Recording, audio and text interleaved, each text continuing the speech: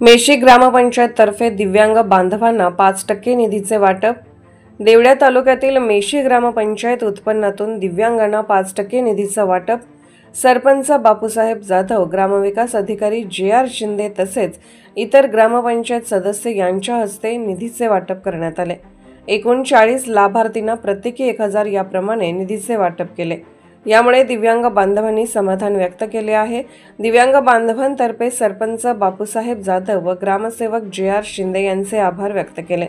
यावेळी दिव्यांग लाभार्थी रंजना शिरसाट, पोपट मोरे, रामदास अहिरराव, मोठा भाऊ शिरसाट, पांडू चव्हाण, बापू अहिरे, यादव तलवारे, मनीषा बोरसे, अनिता बच्चाव, शरावती बोरसे, रोहिणी चव्हाण, सुपडू चव्हाण, उमेश चव्हाण, प्रहार संघटनेचे माधव शिरसाट नेहमी दिव्यांगांसाठी सहकार्य करतात आदी दिव्यांग बांधव यावेळी उपस्थित होते।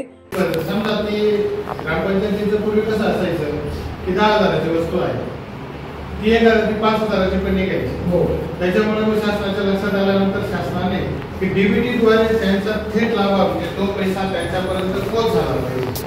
त्याच्यासाठी मग ते DBT-ने आम्ही पैसे दरवर्षी आम्ही वर्ग करतो। तर मागच्या वर्षी आपलं उत्पन्न होतं त्या पद्धतीने आपल्याला 49,000 रुपये खर्च करायचा आहे। त्याच्याला की आपल्याला तो घरपट्टी आहे दिव्यांग बांधवांची कुटुंब म्हणजे त्याच्या सरसकट असं आहे की वडील, पत्नी, मुलगा, कुटुंबातील। मेशी प्रतिनिधी माधव शिरसाट।